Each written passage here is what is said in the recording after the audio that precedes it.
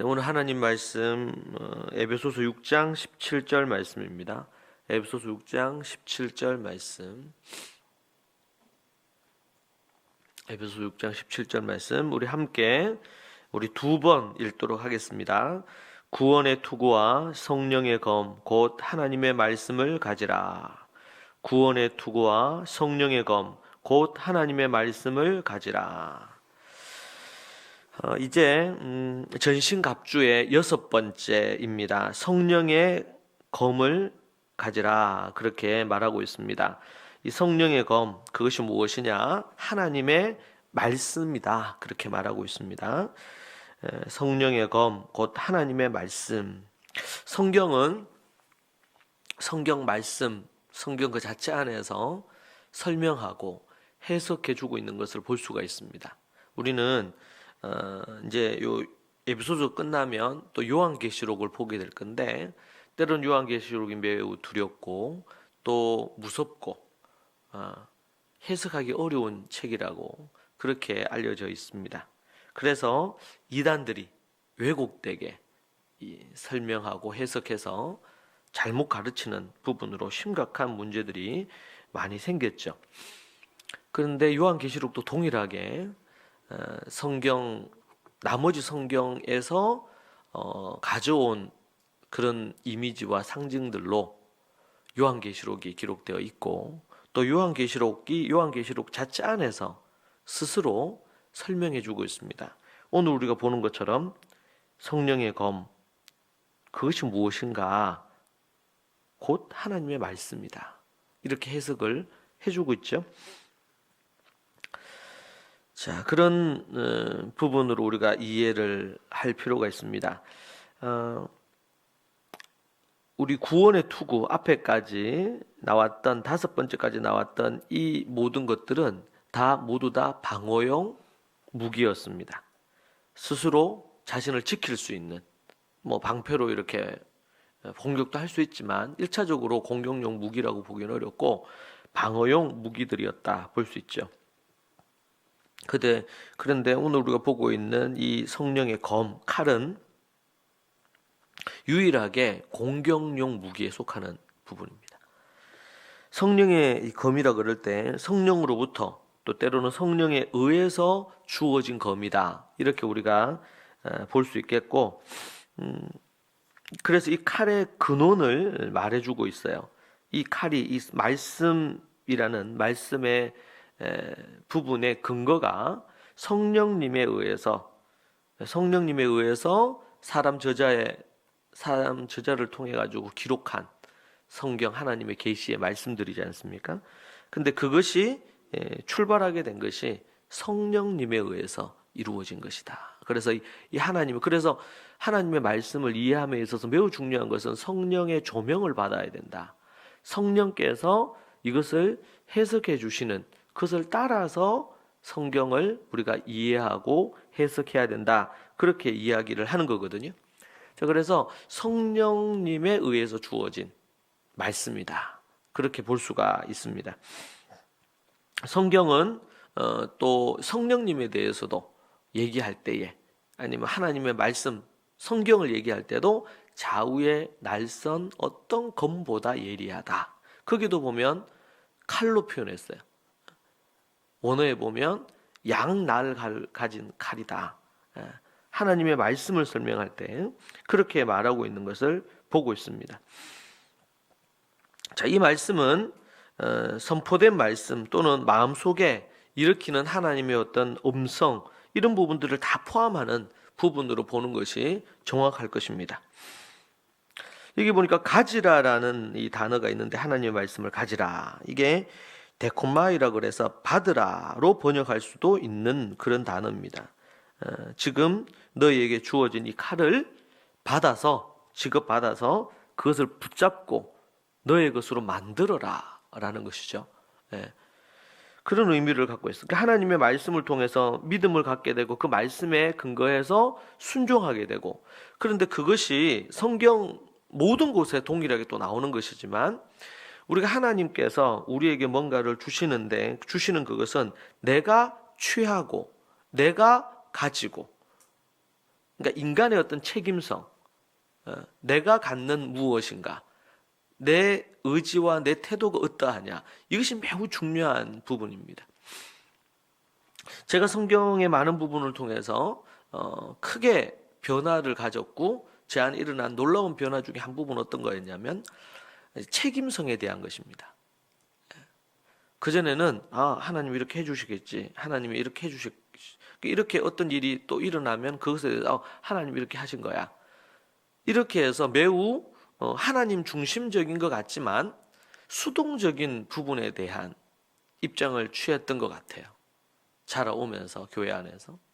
근데 성경을 하나하나 연구할 때마다 성경은 우리에게 오늘도 보면 하나님의 말씀을 가지라 이렇게 얘기하거든요. 그러니까 그 말씀을 주시는 분이 계시는데 그것을 가지려고 하는 의지가 필요하고, 그리고 주시는 그것을 받는 자가 있어야 되는 것이죠. 그냥 억지로 주어지는 것이 아니란 말이죠. 이것을 내가 취하고 내가 받고 이렇게 하는 것입니다. 단순히 하나님의 말씀을 가지는 것뿐만 아니고 성경에서 어떤 삶을 살아가면서 그 삶을 산 것에 대한 평가도 그 사람의 선택의 결과입니다. 다윗이 믿음으로 하나님 앞에 어릴 때부터 골리앗과의 싸움과 여러 부분에 있어서 정말 아름답고 우리가 따라야 될, 존경할 만한 게 너무 많죠. 그것 또한 다윗의 선택이었습니다. 나중에 그것을 은혜로 받지만 그 순간 다윗의 선택이라고 성경은 얘기합니다. 그래서 다윗의 후손들이 다윗의 길을 따를 것인지 아니면 다윗의 길을 따르지 않을 것인지, 이것은 각자가 선택하는 겁니다. 그 당시에 왕의 선택은 곧 나라의 선택이었습니다. 그렇기 때문에 백성들이 함께 그것을 고스란히 겪는 것이죠. 그러나 하나님께서 다윗이 살인하고 간음한 죄악이 있지만 그의 인생의 평생을 살펴볼 때 그가 그 사건 외에 온전히 하나님 앞에 행했습니다. 하나님이 그것을 기억하셨고 하나님의 마음에 합한 그 모습을 하나님이 인정해 주셨죠. 다윗의 선택에 대한 부분입니다. 남쪽 유다에 속하는 많은 왕들은 다윗의 길을 따랐습니다. 그래서 좀 더 나라가 지속이 됐고 하나님께 인정받은 왕들이 꽤 많이 있었습니다. 그 또한 그 본인의 선택이었습니다. 우리 믿음의 그 선택이, 그래서 우리 훈련 과정에도 유한겔리온 복음이 뭔가, 그리고 영적 관계, 뭐 영적 관계도 본인의 선택에 달려 있는 거죠. 영적 관계. 그리고 세 번째는 셀프 리더십. 자기가 어떻게 자기를 통제할 수 있느냐. 결국 우리가 하나님의 은혜를 갈망하는 우리의 믿음이 없이는 결코 하나님의 은혜를 얻을 수가 없습니다. 그래서 우리의 신앙은 예정이라는 이 개념이 숙명론적이거나 운명론적이지 않고 우리의 믿음의 선택에 따라서 이 부분들이 또 달라지는 부분이 있는 거죠. 성경은 이 부분을, 이 두 가지를 동시에 갖고 있습니다. 하나님의 은혜의 전적인 은혜와 더불어 인간의 책임성에 대하여 우리에게 강조하고 있습니다. 이제 그 부분이 명확하지 않으면 내가 믿음으로 뭔가를 하는 것도, 내가 어떤 잘못을 한 것도 자기 책임성이 없으면 변화가 일어나지 않습니다. 자기가 뭔가를 잘못을 했어요. 뭐 그건 예를 들면 어쩔 수 없었다. 이렇게 한다면 변화가 안 일어나겠죠. 제가 이것을 했는데 제가 잘못했습니다. 그러니까 이러면 그 다음 고칠 수 있는 가능성이 있습니다. 그런데 그건 뭐 어쩔 수 없었다. 아니면은 하나님이 이렇게 이끌어 주신 것 같다.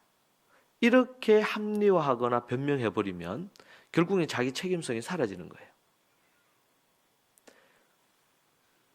내가 선택하고 선택한 것에 대한 책임은 내가 지는 것입니다. 이것이 성경이 갖고 있는 매우 중요한, 그래서 뿌린 대로 거두는 것입니다. 이 표현만큼 더 명확하게 우리에게 말씀해 주고 있는 것은 없어요. 뿌린 대로 거두는 부분.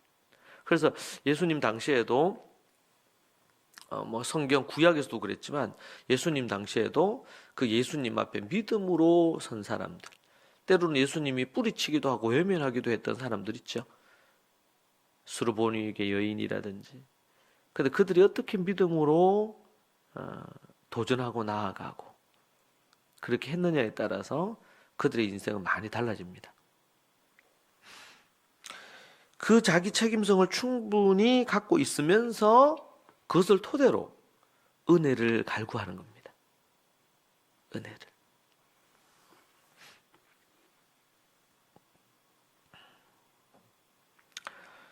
자, 그래서 가지는 것의 중요함. 근데 그것이 뭐야? 또 다르게는 받으라는 어떤 표현과 같이 맞물리는 겁니다. 그래서 주님이 그것을 주실 때 그것을 받는 믿음이 필요하죠. 예수님도 사단의 모든 공격을 말씀으로 물리치셨습니다. 그래서 말씀이 참으로 중요합니다. 3번에 걸쳐서 시험을 받았을 때도 3번 다 하나님의 말씀으로 물리쳤습니다.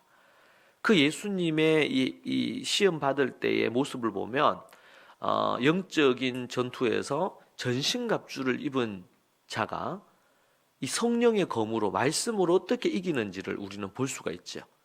하나님의 말씀으로 때로는 거대하고 악랄하고 죄된 그 사단의 공격을 그냥 한 번에 단번에 도망가도록 만들어 버립니다. 그것의 힘은 뭐냐면 말씀 자체입니다. 하나님의 말씀 자체가 그 능력을 갖고 있는 것이고 그 힘을 갖고 있는 것입니다.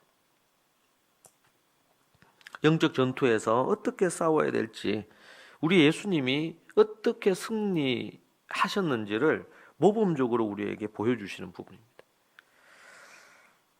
하나님의 말씀은 우리의 생각과 마음과 뜻을 알고 좌우의 날선 어떤 것보다도 예리하다고 말하죠. 그리고 교훈하고 책망하고 바르게 하기에 충분한 부분으로 성경은 우리에게 말씀에 대해서 얘기해 주고 있습니다.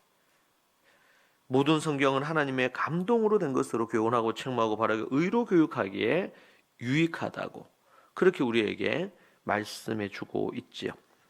이것이 바로 하나님의 말씀에 대한 우리에게 말씀하시는 교훈입니다.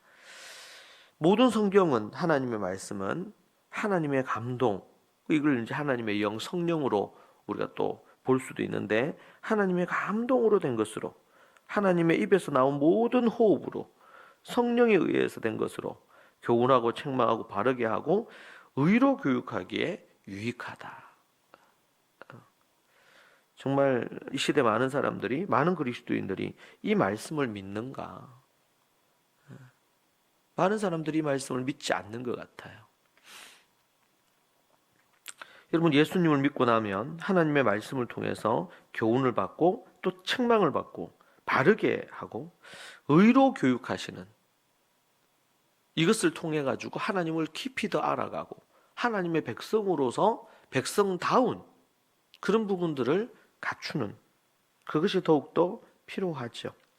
히브리서 4장 12절의 말씀은 하나님의 말씀은 살아있고 활력이 있어 좌우의 날선 어떤 것보다 예리하고 혼과 영과 및 관절과 골수를 찔러 쪼개기까지 하며 또 마음의 생각과 뜻을 판단하나니. 하나님의 말씀이 곧 좌우의 날선 어떤 것보다도 예리하다. 이 땅에서 일어나는 전쟁에 쓰는 칼은 사람을 찌르죠. 사람의 육신의 몸을 찌르거나 몸을 자르거나 이렇게 합니다. 그러나 하나님의 말씀, 이 성령의 검은, 하나님의 말씀은 우리의 혼과 영과 관절과 골수를 다 찔러서 쪼갤 수 있다. 그만큼 강력한 것이 하나님의 말씀입니다. 제가 예전에 이 말씀을 보면서 그런 질문을 했습니다. 하나님의 말씀이 이렇게 강력한데 왜 이것이 실제로 이렇게 강력한 역사가 일어나지 않는 것 같을까? 때로는 오랫동안 교회를 다니는 것 같고 신앙생활을 한 것 같은데 마음과 생각과 이런 것들을 왜 찔러 쪼개서 변화가 일어나지 않는 사람들이 있을까? 이제 그때 깨달아진 거는 그겁니다. 하나님의 말씀이 있지만 이 말씀이 때로는 자기가 읽고 요한계시록 1장의 말씀에 보면 어떤 자가 복이 있느냐, 이 하나님의 말씀을 읽고 듣고 그 가운데 기록된 것을 지키는 자가 복이 있다. 요한계시록 1장 초반부에 나오는 말씀인데요, 하나님 말씀을 읽고 또 듣고 그 가운데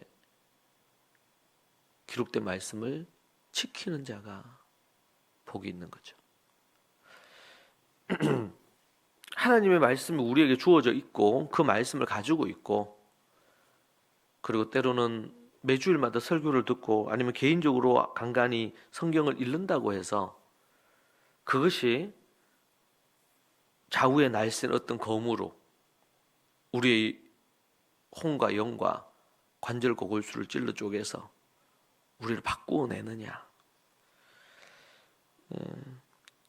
그렇지 않습니다.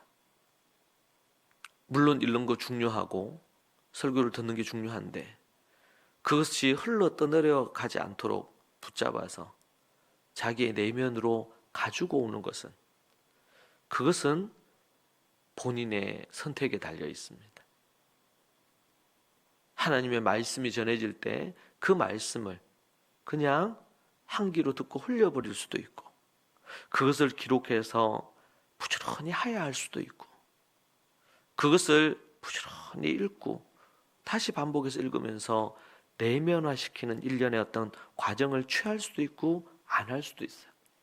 여러분, 세상의 모든 것이 그렇습니다.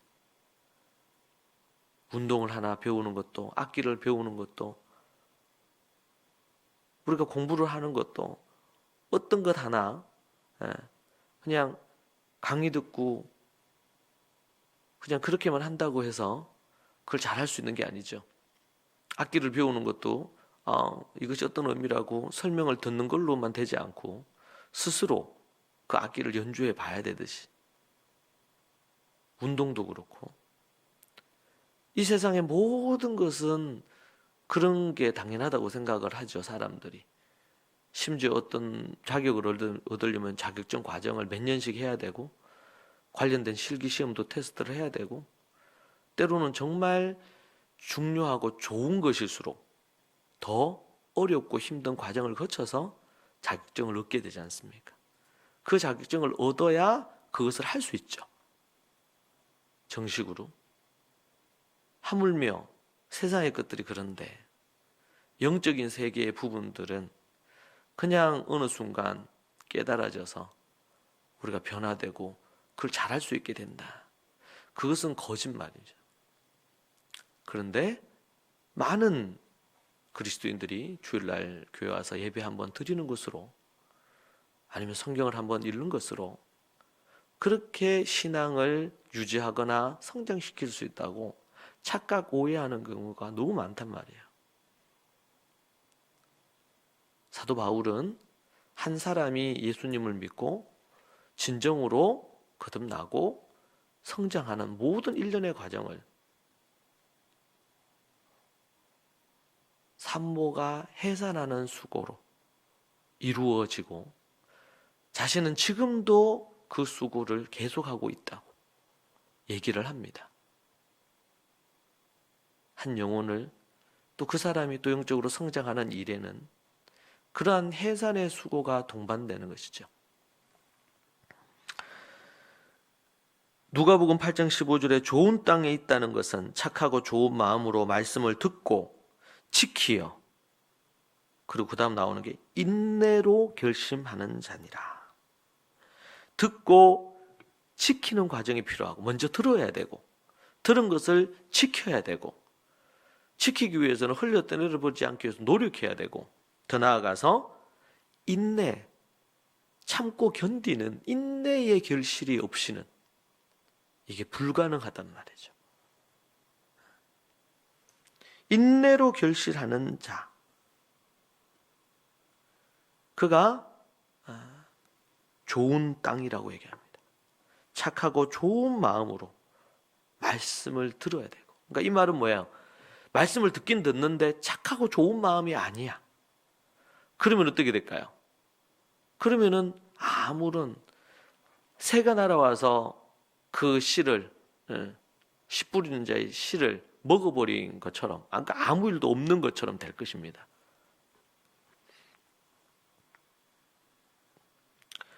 그래서 제가 이런저런 교육사역 하면서 갖는 게 뭐예요? 좋은 마음을 갖게 만드는데, 학교를 하면서도 그렇고 엄청난 시간이 걸립니다. 내면이 깨어져 있고, 아니면은 강팍한 경우는 더 오랜 시간이 걸립니다. 그게 뭐 지금 학습이 중요한 게 아니에요. 착하고 좋은 마음을 만들지 못하면 진정으로 거듭날 수도 없고, 말씀이 그 안에 역사할 수가 없거든요.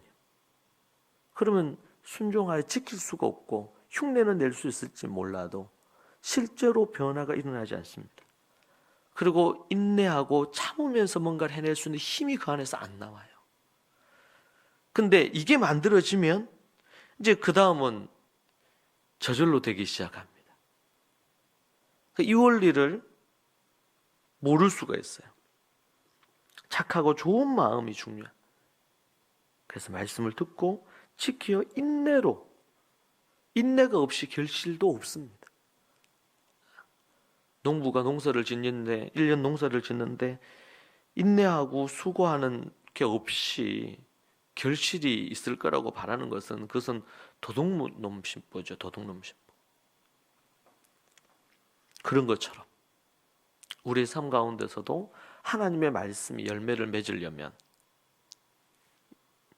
말씀하신 것처럼 착하고 좋은 마음이 필요하고, 그 말씀을 들어야 되고 지켜야 되고, 그리고 인내함으로 계속 인내하며 지켜나갈 때 결국 결실이 맺어지게 되어 있습니다. 인생사 모든 것이 그렇고, 자식을 키우는 것도 그렇고, 영혼을 향해 섬기는 것도 그렇고, 하나님이 우리에게 주신 정말 황금 같은 삶의 원리에 속하는 것입니다. 우리가 이 하나님의 말씀, 성령의 검을 갖기를 원합니다. 그래서 우리의 이 전쟁터에서 전신갑주, 마지막 어떻게 보면 공격용 칼을 제대로 가져서 능력 있는 전투를 벌이는 역사가 있기를 축복합니다. 같이 기도하겠습니다. 이 말씀 붙들고 같이 기도하시죠. 하나님 앞에 이 말씀 따라 성령의 검을 갖고, 말씀을 갖고 믿음으로 나아가는 우리들이 될 수 있도록 기도하십시다. 그리고 우리가 지금 현재 무엇을 선택해야 될지 믿음으로 또 기도하십시다. 주께서 역사하셔서 정말 하나님이 주시는 그 놀라운 은혜 가운데 우리가 서고, 그리고 이 영적인 전쟁터에서 영적인 장수로 주님께 인정받는 그런 믿음의 모든 식구들이 되기를 소망합니다. 이 시간 주여 삼창하고, 또 오늘 받은 말씀 중심으로 기도하고, 그리고 또 기도 제목으로, 여러분 개인의 기도의 제목으로 셀과 교회의 우리 몸에 불편하고 투병하는 이들을 위하여 하나님 앞에 매일 기도해 주시기를 부탁합니다. 함께 같이 기도하시겠습니다. 주여